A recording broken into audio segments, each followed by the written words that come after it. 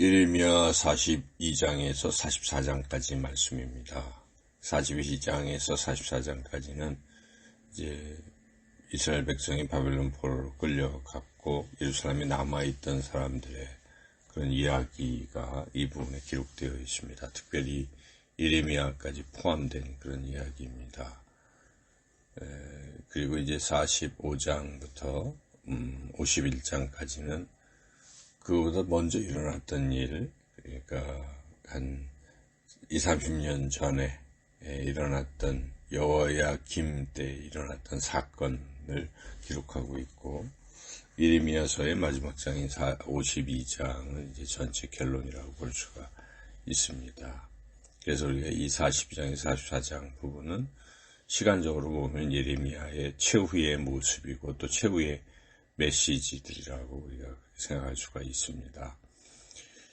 이제 42장을 살펴보면 42장에서는 예레미야에게 이 요하난과 백성이 하나님의 뜻을 묻습니다.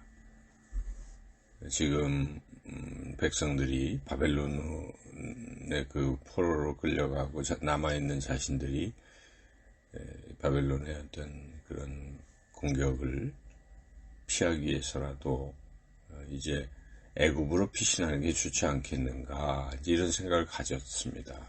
요한과 백성들이. 그래서 그런 뜻을 품고 그 뜻이 관철되기 위해서 예레미야에게 기도해달라는 중보기도를 요청하는 그런 이야기죠. 그럴 때 예레미야가 이제 기도 요청에 응합니다. 그러자 기도하겠다 하니까 백성들이 하나님이 응답하시는 대로 좋든지 싫든지 순종하겠다고 다짐합니다. 사실 순종하지 않죠.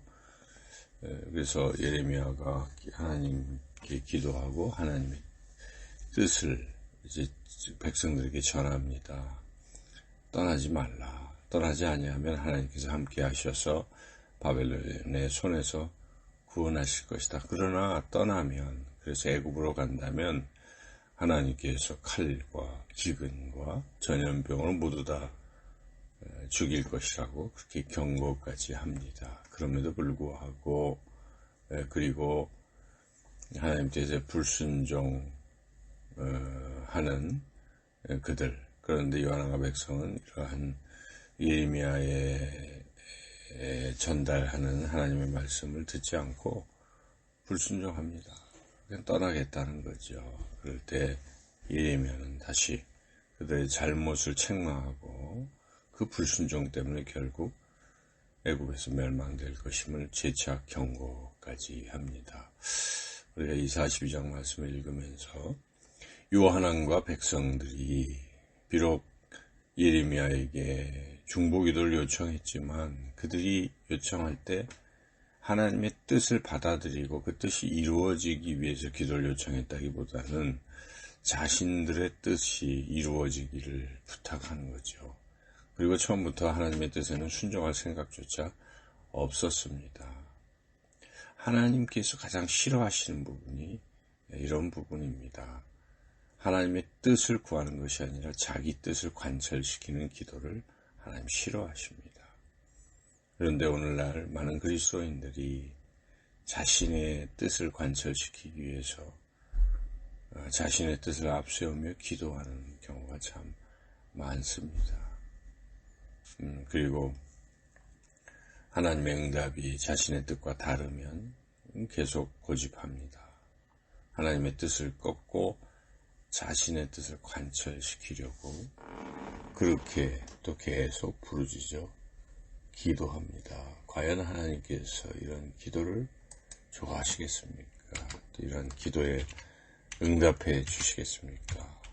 우리가 그렇게 하나님의 뜻을 꺾는 기도를 드려서는 안 될 것입니다. 우리 예수님께서는 겟세마네 동산에서 내 뜻대로 마옵시고 아버지의 뜻대로 하옵소서 간절히 그렇게 기도하고 하나님 아버지의 뜻에 따라 순종하며 십자가를 지러 가셨습니다.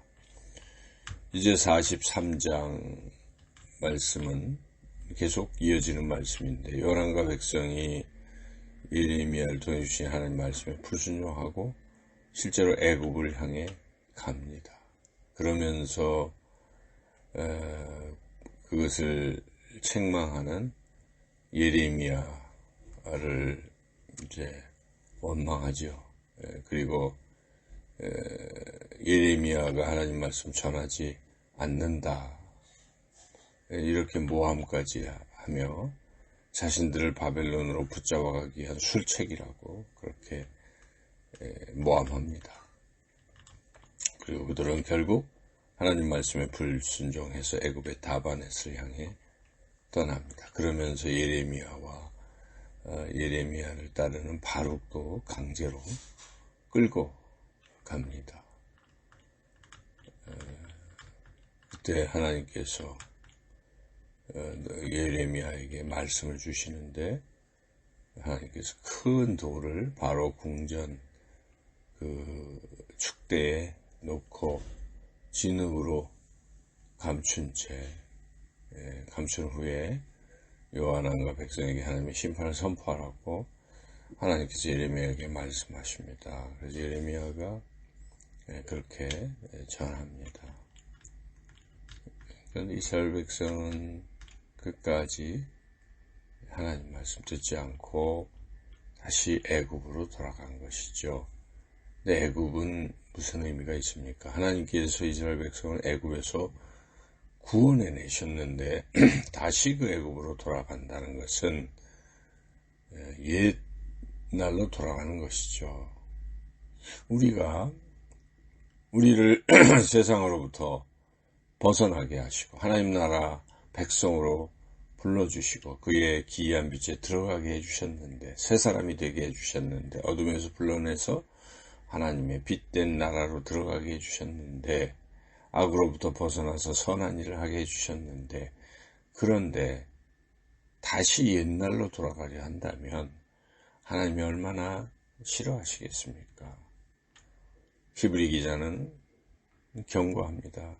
한번 빛을 받고 하늘의 은사를 맛보고 성령에 참여 안 받고 하나님의 선한 말씀과 내세의 능력을 맛보고도 타락한 자들은 다시 새롭게 하여 회개할 수 없나니, 이는 그들이 하나님의 아들을 다시 십자가에 못 박아 드러내놓고 욕되게 함이라고 말씀하고 있습니다. 과거로 돌아간다는 것, 죄의 삶으로 돌아가는 것, 옛 사람으로 돌아가는 것, 세상 사람처럼 살아가는 것, 그것은 예수 그리스도의 십자가를 다시 예수님을 십자가에 못 박게 하는 그런 일이 되는 것입니다. 그래서 우리가 성령으로 시작해서 육체로 마칠 수 있겠냐 하는 사도 바울의 경고의 말씀을 새겨야 합니다. 다시 애굽으로 돌아가서는 안 된다는 것이죠. 옛사람으로 돌아가서는 안 된다는 그런 경고의 말씀으로 우리가 들어야 할 것입니다. 이제 마지막 44장 참 중요한 장인데, 예레미야가 전한 마지막 메시지다, 또 예레미야의 마지막 모습이다 하는 점에서 매우 중요한 그런 장입니다. 예레미야는 계속 회개를 촉구합니다. 마지막 설교에서 예레미야는 애굽 땅에 피신한 모든 유다 백성들에게 경고합니다.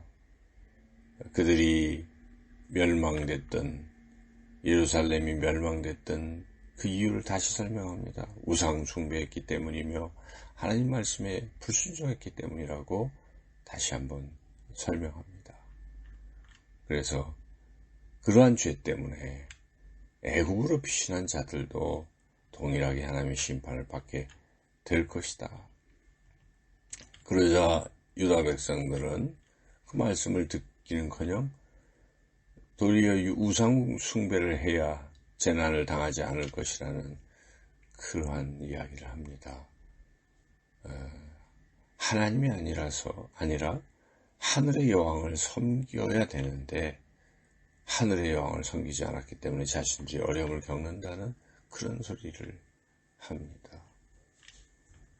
이러한 말에 예레미야는 다시 우상 숭배하고 불순종했기 때문에 재난을 당했다는 걸 역설합니다. 그리고 그 불순종한 유다 백성을 하나님께서 반드시 심판하실 것이고, 또한 애굽도 하나님께서 심판할 것이다. 바벨론의 느부갓네살의 손에 유다의 시드기 왕이 넘어간 것처럼 애굽의 바로 왕 호브라 왕도 원수의 손에 넘겨질 것이라고 그렇게 전합니다. 끝까지 불순종하는 이스라엘의 그러한 모습, 우리 그래서는 안 되는 것이죠. 하나님 말씀에 순종해야 할 것입니다. 그리고 그렇게 끝까지 듣지 아니해도 끝까지 하나님 말씀을 있는 그대로 전하며 회개를 촉구하는 그 예레미야의 모습, 마치 신약 성경에 나오는 스데반 집사님, 끝까지 회개하지 않고 도리어 자신을 돌로 쳐 죽이는 이스라엘 백성 앞에서도 그 마지막 순간까지 복음을 전했던 모습, 우리 예수님께서 끝까지 회개하지 않고 예수님을 조롱하던 이스라엘 백성들을 위해서 저들의 죄를 용서해 주시기를 구하며 십자가에 달리셨던 그러한 모습을 우리가 떠올리게 됩니다. 우리도 비록 반대가 심하고 듣지 아니할지라도 끝까지 하나님의 말씀, 복음을 전하는 그런 자세를 가지고 살아가야 하겠습니다. 오늘 말씀대로 살아가시는 저와 여러분 모두가 되시기를 주님의 이름으로 축원합니다.